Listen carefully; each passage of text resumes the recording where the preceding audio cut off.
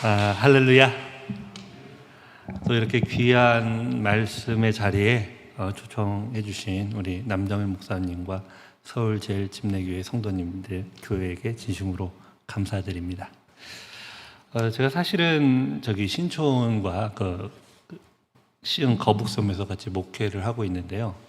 제가 이제 여기를 오가면서 우뚝 서선 이 서울제일집례교회를 보면서 하나님께서 이 교회를 귀하게 쓰셨으면 좋겠다라고 하는 그런 마음이 있었는데, 하나님의 인도하심으로 우리 남정일 목사님을 만나게 되고 제가 지금 이 자리에서 설교를 할 수 있다라는 것이 하나님의 일하심의 시작이 될 것이라고 믿습니다. 아멘. 오늘 같이 은혜 받으실 하나님의 말씀, 요한계시록 1장과 4절에서 8절의 본문을 중심으로 다시 오실 예수 그리스도의 복음이라는 제목으로 말씀을 나누고자 합니다. 오늘 본문은 이 요한계시록의 이 사도 요한이 반모섬에서 예수 그리스도의 계시를 적은 예언서죠. 그리고 이 예언서에 중요한 정보가 있습니다. 무엇이냐? 그것이 무엇이냐? 바로 그가 구름을 타고 오시리라입니다. 굉장히 판타스틱한 소설 같은 이야기죠. 그죠? 그런데 이 소설 같은 이 사실을 요한은 전하기 위해서 이 예언서를 썼습니다. 그리고 이 예언서는 종말을 살아가는 교회로서 나와 우리가, 여러분들이 알아야 될 교훈과 미래가 있습니다. 그리고 이 요한은 이 계시록을 통해서 다시 오실 예수 그리스도를 복음으로 말하고 있습니다. 오늘 제가 이 본문을 정한 이유는 무엇이냐면, 이 요한계시록에서 말하고 있는 복음에 대해서 전반적으로 정리하고 싶어서 제가 이 본문을 정했습니다. 다시 오실 예수 그리스도의 복음은 굉장히 종말론적이죠. 예수님이 다시 오신다는 겁니다. 믿으십니까? 아멘. 그렇다면 이 예수 그리스도, 다시 오실 예수 그리스도의 복음은 어떻게 이야기할까요? 첫 번째는 무엇이냐? 다시 오실 예수 그리스도의 복음은 어린 양의 피로 우리 죄에서 우리를 해방하는 사건이라는 겁니다. 복음의 가장 큰 기능은 죄로부터의 자유의 소식일 겁니다. 사도 요한은 요한계시록에서 반모섬에서 소아시아 사람들에게, 교회들에게 편지를 쓰면서 로마로부터 압제되어 있고 고통받고 구속되어져 있는 이 상황 가운데 해방을 바라고 있는 교회들에게 지금 말하고 있습니다. 이 해방보다 더 깊고 귀한 해방은 죄로부터의 해방이라는 거죠. 계시록 1장 5절에 보니까 이렇게 말씀하고 있습니다. 우리를 사랑하사 그의 피로 우리 죄에서 우리를 해방하시고. 죄는 말입니다, 우리를 죽이는 아주 무서운 요소입니다. 그런데 이 죄의 무서움은 우리를 놔주지 않습니다. 계속 붙잡습니다.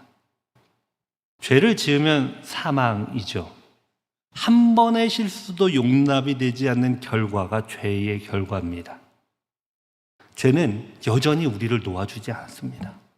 알고도 짓지만 모르고도 짓는 죄로 우리는 사망으로부터 결코 자유롭지 못한 상태였습니다. 그런데 하나님의 아들 예수님께서는 그의 피로 그의 아들을 죽이시고 우리를 죄에서 해방하셨습니다. 해방하셨다는 거예요.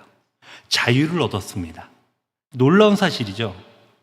우리가 주 예수 그리스도의 어린 양의 피 흘리심으로 우리가 사함받았다는 것을 믿고 회개한다면 이제 우리는 어떤 죄의 대가도 받지 않아도 된다라는 거죠. 이제 우리는 죄의 어떠한 압제에서도 구속받지 않고 예수 그리스도의 피 흘리심을 통해 해방되었다는 사실입니다. 이제는 우리가 용서받은 자유인으로 하나님 앞에서 살게 되었다는 사실입니다. 놀라운 사실이죠. 이것이 다시 오실 예수 그리스도의 복음의 첫 번째입니다. 염치 없지만요, 내가 지은 죄를 하나님 앞에서 회개하면 하나님은 과거를 묻지 않으신다는 거예요. 우리는 이 죄를 가지고 회개할 수 있는 예수님의 보혈, 어린 양의 피를 가지고 있다는 이 은혜가 얼마나 크고 놀라운지. 고린도후서 5장 17절에 이렇게 말씀하고 있습니다. 그런즉 누구든지 그리스도 안에 있으면 새로운 피조물이라. 이전 것은 지나갔으니 보라 새 것이 되었대요. 과거를 묻지 않으신다는 겁니다. 내가 어떤 죄를 지었어도 회개하고 예수 그리스도의 피를 들고 하나님 앞에 용서를 구하고 회개한다면 과거를 묻지 않으신대요. 이런 게 어디 있습니까? 사람들은 용서한다 하더라도 과거에 그 선입견이 남아있지 않습니까? 상처가 남아있고. 그런데 하나님은 과거에 그 죄를 묻지 않으신다는 거예요. 얼마나 놀라운 은혜죠. 우리 같이 찬양 한번 하고 싶습니다. 나 같은 죄인 살리신. 우리 진실한 마음으로 한번 같이 찬양해 볼게요.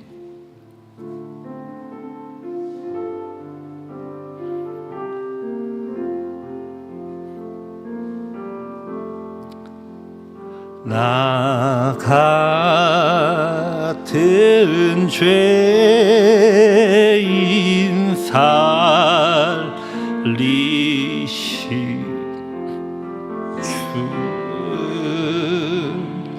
주의 놀라워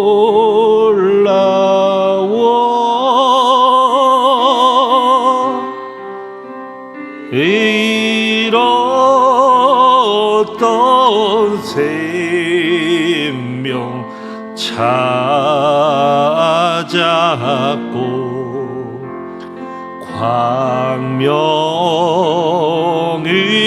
광명으로 떴네. 큰 죄악에서 큰 죄악에서 건지신 주의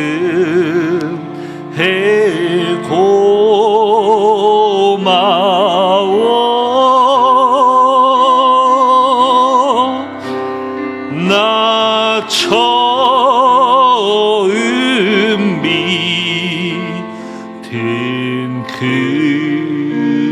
시간 귀하고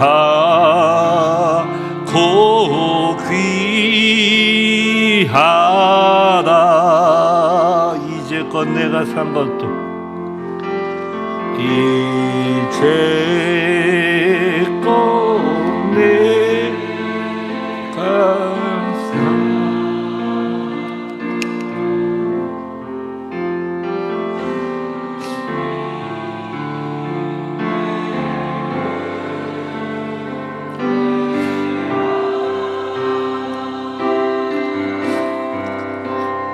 또 나를 장차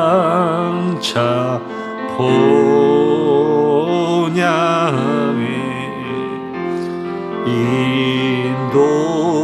인도해 주시리.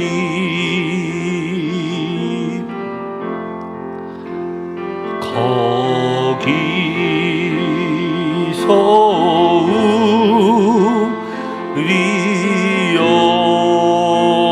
영원히 주님의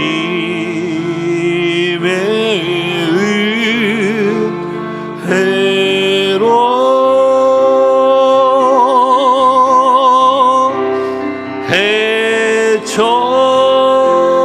해처럼 밝게 살면서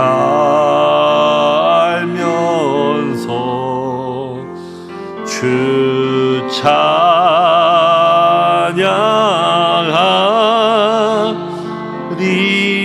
찬양하리라.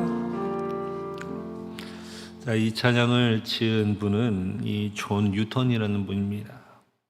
이제 이 존 뉴턴이라는 분은 이 영국에서 굉장히 중요한 일들을 하게 되죠. 노예제도를 폐지하는 데 앞장섰던 윌리엄 윌버포스의 비전을 제시한 사람이기도 하고요. 근데 이제 존 뉴턴이 말년이 되면서 기억력이 쇠퇴하기 시작합니다. 그런데 사람들이 물어볼 때 이런 이야기를 합니다.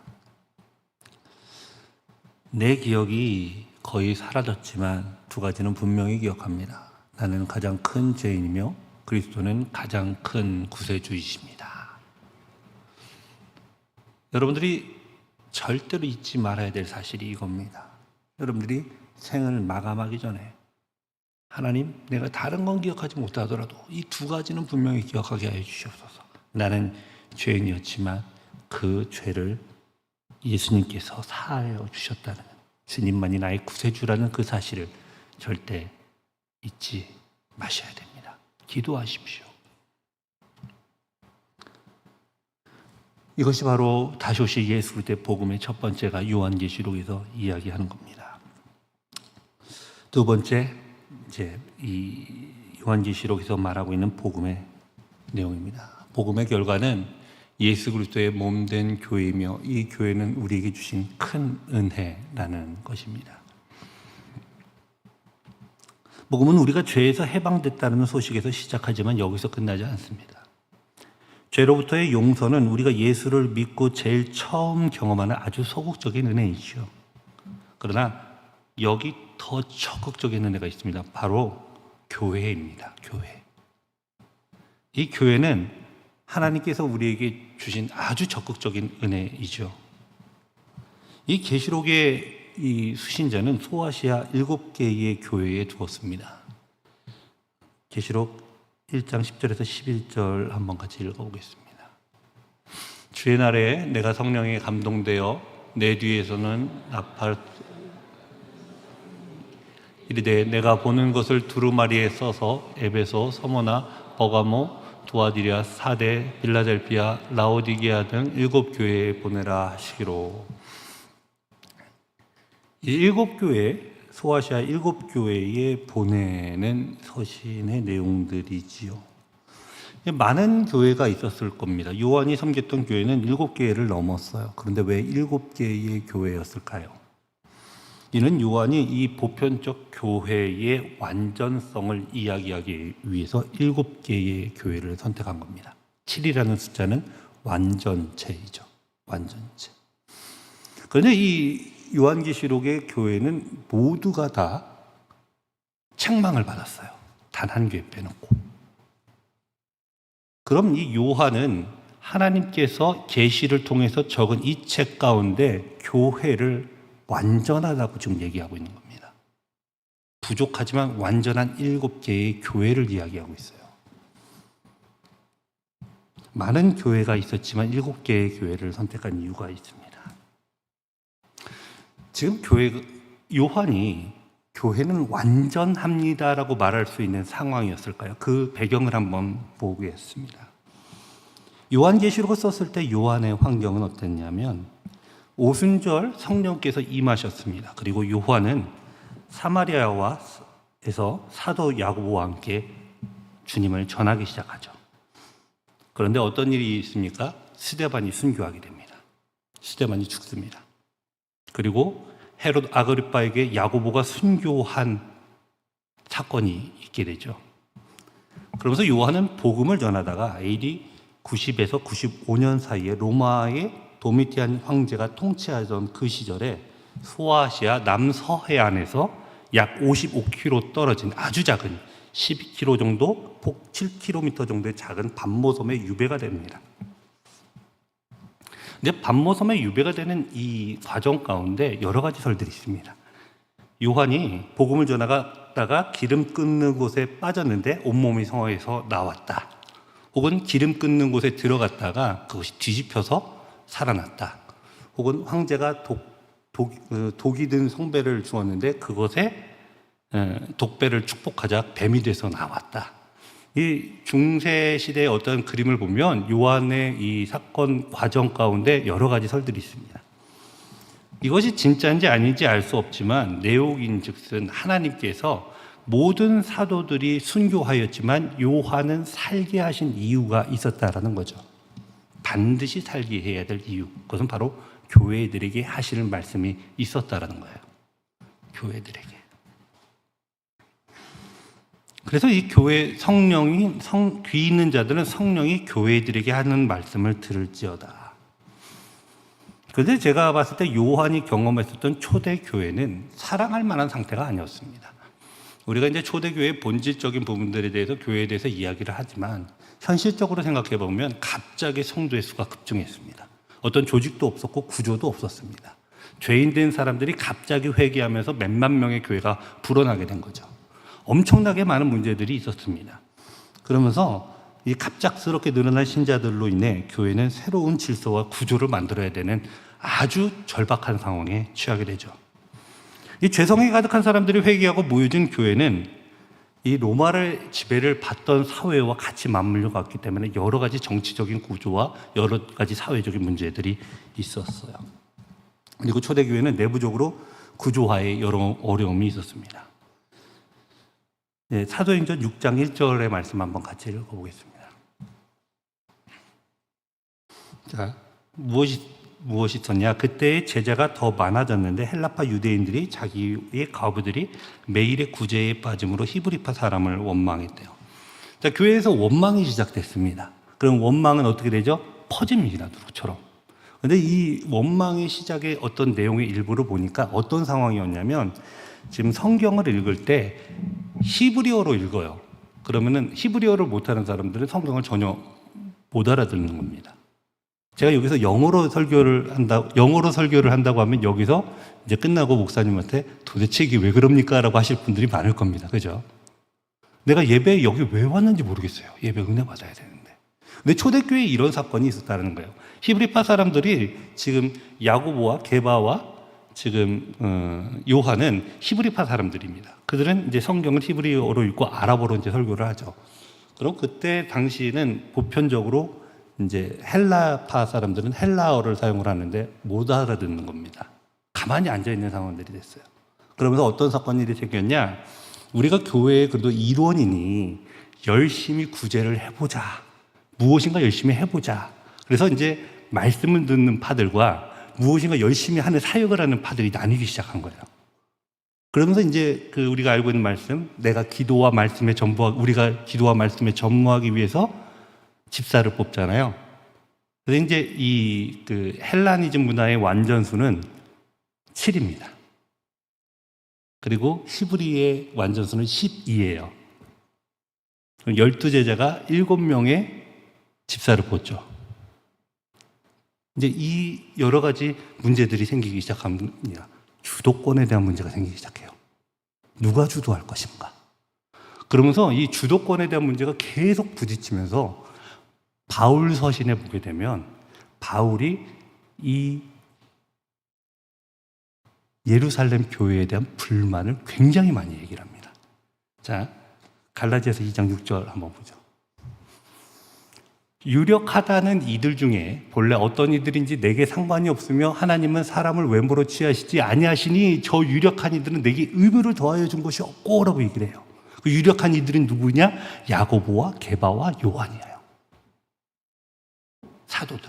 주도권을 잡고 있고 결정권을 가지고 있는 상태에서 이방 사역을 한다는 바울을 지지하지 않습니다. 그래서 바울 서신을 더 깊이 보면 바울이 자신의 사도성을 인정하기 위한 많은 이야기들을 합니다. 나는 추천받은 적이 없다. 자신이 스스로가 추천한다라는 그런 글들이 있어요.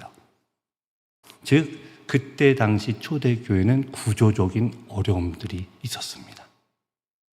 굉장히 불편한 상황에서 요한은 지금 요한계시록을 쓰기 위해서 밤모섬에 갇힌 상태예요. 그의 마음은 어땠을까요?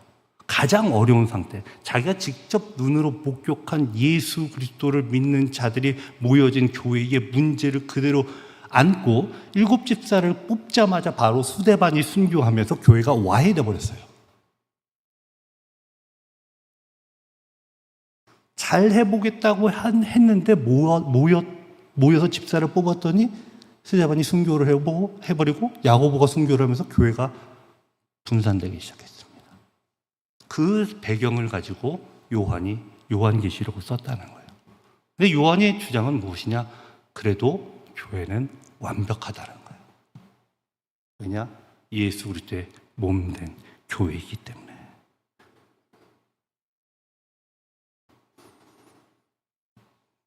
그리고 이 요한의 복음의 이야기의 끝은 무엇이냐?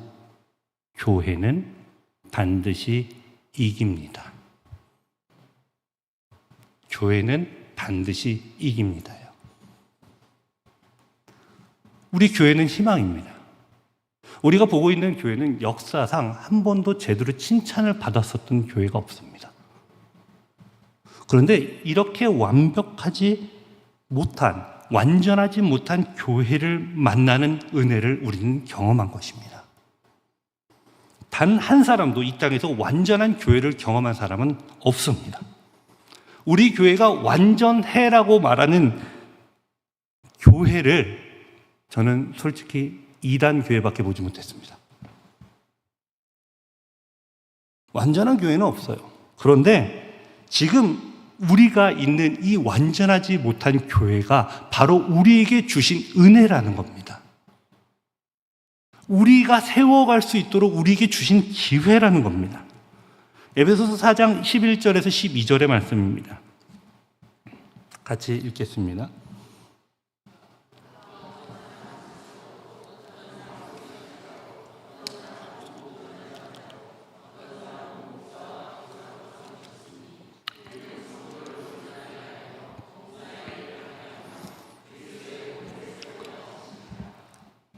그리스도의 몸을 세우려 하심이라는 거죠. 여기에 있는 모든 성도분들이 교회 지체입니다. 아멘. 자, 지체는 무엇인가 반드시 역할을 하게 되죠. 무엇인가 아주 작지만 역할을 하게 됩니다. 우리는 이 완전하지 못한 것 같은 교회에서 완전한 교회를 위해 앞으로 나아가고 계속 애쓰면서 나아가야 된다는 사명을 부여받았습니다. 그것이 미래를 향한 교회라는 거예요. 우리가 함께 교회의 미래를 만들어가야 됩니다. 그리고 완전한 교회를 향해서 나아가야 되는 거예요. 시대가 굉장히 무섭게 바뀌고 있어요. 제가 이번에 이 서울제일침례교회에서 미래교회 컨퍼런스를 하면서 참 기뻤습니다. 왜냐하면 미래는 과거가 이어져야 미래가 있어요. 완전히 새로운 미래는 없습니다. 그러나 서울제일침례교회는 역사와 전통이 있습니다. 미래를 바라볼 수 있는 교회인 것입니다. 시대가 지금 많이 바뀌고 있어요. 무섭게 바뀌고 있습니다. 그리고 시대의 변화의 요구에 모든 교회는 위기감을 지금 느끼고 있습니다. AI가 무서운 속도로 발전하고 있고 우리가 감당하지 못할 정도로 많은 정보들이 들어와 있죠. 교회에 이미 들어와 있습니다. 그리고 이 AI는 사람들의 모든 것을 대신해 줄 수 있습니다. 그것도 아주 완벽하게 말이죠. 아마도 교회를 어느 정도 완벽하게 만드는데 AI가 도움이 될 수도 있습니다. 그러나 저는 여기서 걱정이 하나 있습니다. 우리는 반드시 이 AI 흐름에 대한 정보를 가져야 됩니다. 외면하면 엄청난 도태에 빠지게 될 것이라고 생각합니다. 이 AI의 흐름은 교회를 잘 잡고 방향을 설정해 줘야 되는 책임이 있다라고 생각을 합니다. 그렇지 않으면 사회적 혼란에 교회가 주도권을 잡을 수 없게 된다라고 저는 생각을 합니다. 그런데 걱정이 되는 건 무엇이냐? 그렇다면 우리가 사랑하는 예수 그리스도의 몸된 교회를 세워갈 기회와 봉사할 기회도 AI에게 뺏기지 않을까요? 이미 많은 사회 구조는 인력의 노동력을 최소화하고 있습니다. 그리고 아주 좋은 인재성은 무엇이냐면 일을 적게 하고 돈을 잘 벌어가는 것이 아주 좋은 인재상이라고 지금 말하고 있는 시대가 됐습니다. 과연 우리가 이것을 따라가야 될까요? 제가 1년 전에 시티워십, 우리가 이제 앞으로 같이 동역할 시티워십 시즌 1 때 함께 했었던 싱가포르 교회 초청을 받아서 설교를 하러 간 적이 있습니다. 거기서 제가 나누었던 설교의 내용은 이거였습니다. 한국 교회에 공산당으로 인해서 순교한 77명의 순교자들에 대해서 설교를 했습니다. 그리고 28명의 어린 주일학교 학생이 예수님을 믿겠다고 끝까지 버티면서 순교한 그 내용을 전했어요. 그랬더니 끝나고 나서 목사님이 대화를 하는데 이런 말씀을 하시는 겁니다. 목사님, 저희가 한국에 너무 배워야 될 것이 많습니다. 저희는 다음 세대들에게 십자가의 고난을 설명할 수가 없습니다. 저희의 기독교는 편안하고 안정적이고 성공의 기독교를 그려왔습니다. 사랑하는 성도 여러분, 이곳에 교회를 세워가시면서 얼마나 많은 눈물로, 얼마나 많은 헌신으로 세워가셨습니까? 때로는 먹지도 못하고 시간과 물질과 모든 것을 들여가면서 그 고난 중에서 이 교회를 세워가지 않았습니까? 우리는 다음 세대에게 십자가의 고난을 말해줄 수 있습니다. 경험했기 때문에 전달할 수 있습니다.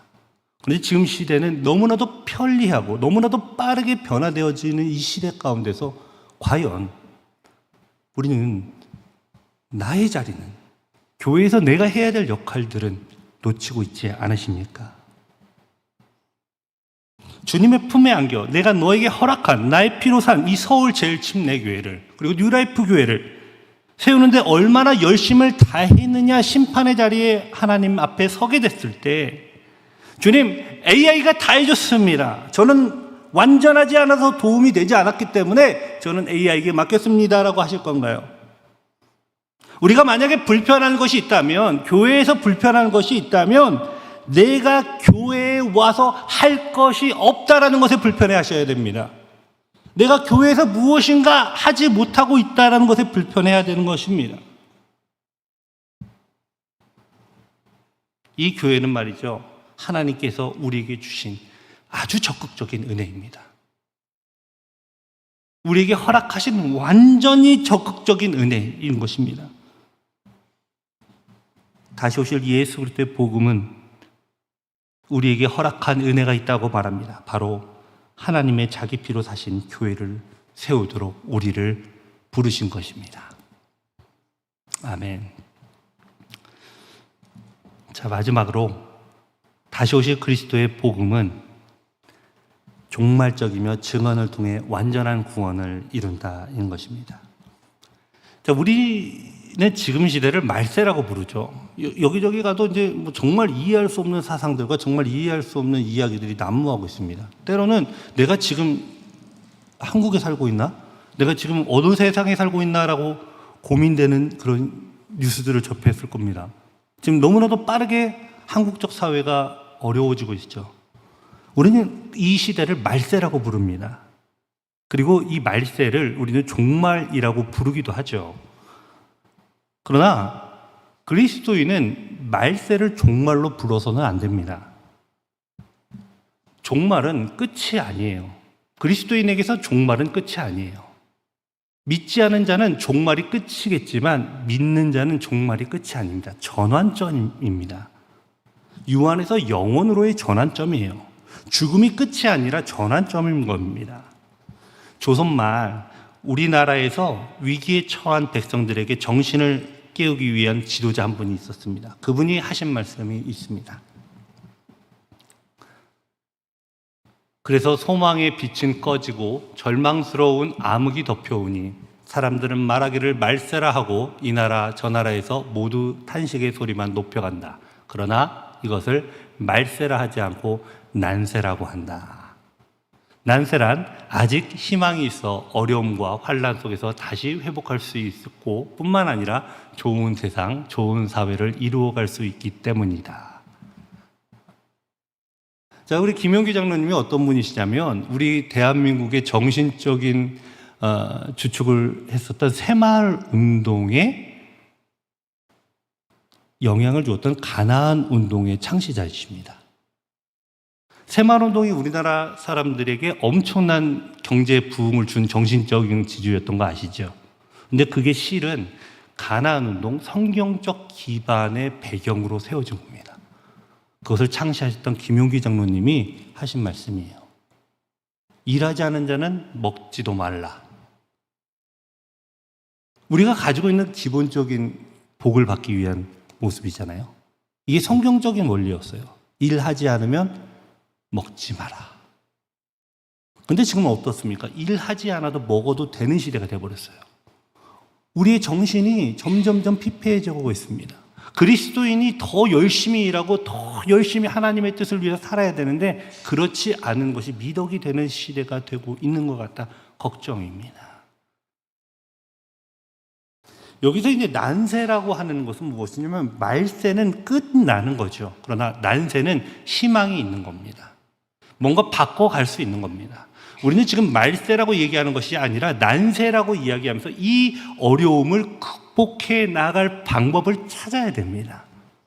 이것이 이 요한계시록에 말하는 복음의 종말성을 얘기하고 있는 거예요. 오늘 본문에 보니까 요한계시록 1장 7절에서 8절 가장 중요한 거예요. 뭐죠? 볼지어다 그가 구름을 타고 오시리라. 각 사람의 눈이 그를 보겠고 그를 찌른 자들도 볼 것이요 땅에 있는 모든 족속이 그로 말미암아 애곡하리니 그러하리라. 아멘. 그가 구름 타고 오신다라는 겁니다. 우리는 지금 이 시대를 말세로 마감하는 것이 아니라 다시 오실 예수 그리스도를 향해서 돌파해야 되는 교회인 것입니다. 우리는 시작을 경험하였지만 마지막을 기다립니다. 그런데 이 주님이 오시는 이 미래를 바라보면서 우리가 예수 그리스도를 기다리는 우리가 되어야 됩니다. 믿으십니까? 아멘. 그런데 예수님께서 이 땅에 오시기 위해서 조건이 한 개 붙어요. 무엇이냐? 마태복음 24장 14절에 보니까 이렇게 되어 있습니다. 이 천국 복음이 모든 민족에게 증언되기 위하여 온 세상에 전파되리니 그제야 끝이 오리라. 그제야 끝이 오리라. 교회에 부르심을 받고 완전하진 못한 교회가 완전함을 위해 나가기 위해서 반드시 필요한 조건은 무엇이냐? 복음이 증언되어야 된다는 거예요. 이 서울제일침례교회가 이곳에 서 있는 가장 큰 이유는 복음을 증언하기 위한 것입니다. 이 지역에 복음이 증언되어야 되는 겁니다. 이 교회가 미래를 향해 가야 된다면 복음이 증언되는 것이 나와 여러분들과 각 모든 삶에서 계속 나타나야 되는 것입니다.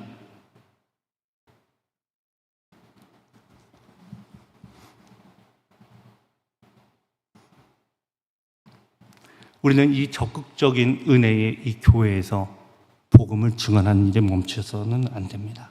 요한계시록 22장 16절의 말씀을 같이 읽겠습니다.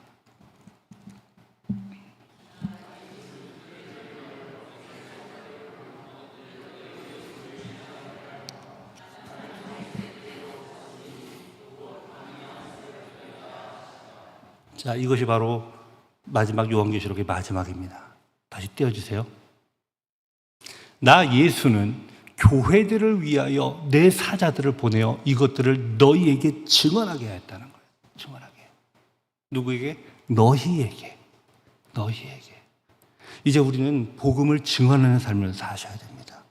이것이 단순하게 말씀을 가지고 복음을 말하는 것이 아니라 여러분들의 삶 가운데서, 여러분들의 모임 가운데서, 여러분들의 섬김 가운데서, 여러분들의 예배 가운데서 복음으로 살아났다는 것이 계속 증거되어지고 증언되어야 됩니다. 다시 오실 주님을 계속 전하는 그 삶을 사셔야 되는 겁니다. 이것이 바로 다시 오실 예수 그리스도의 복음입니다. 사랑하는 성도 여러분, 다시 오실 예수 그리스도의 복음을 증언하기를 원하십니까? 매 순간 증언하기를 원하십니까? 다시 말씀드리겠습니다. 다시 오실 예수 그리스도를 기다리시겠습니까? 복음을 증언하십시오. 이제 우리에게 허락하신 이 은혜의 교회에서 우리의 나눔과 우리의 모든 행함 그리고 모든 섬김을 복음을 증언하는 일이 되시기를 원합니다.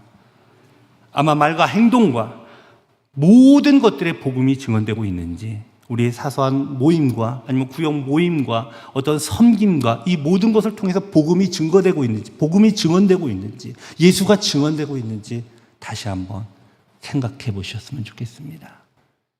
저희가 이제 시티워십이 8월 26일 날 함께 드려지게 됩니다. 우리 뉴미니스트리는 이 서울제일침례교회와 함께 복음을 증언하는 데 힘쓸 겁니다. 하나님은 살아계십니다. 오직 구원은 그분에게 있습니다. 어린 양께 있습니다. 믿으십니까? 여러분들의 삶이 마칠 때 주님, 저의 삶은 복음을 증언하는 삶이었습니다 라고 주님 앞에 고백할 수 있는 우리가 되기를 원합니다. 요한계시록 22장 20절 같이 큰 소리로 읽고 같이 찬양하고 기도하도록 하겠습니다.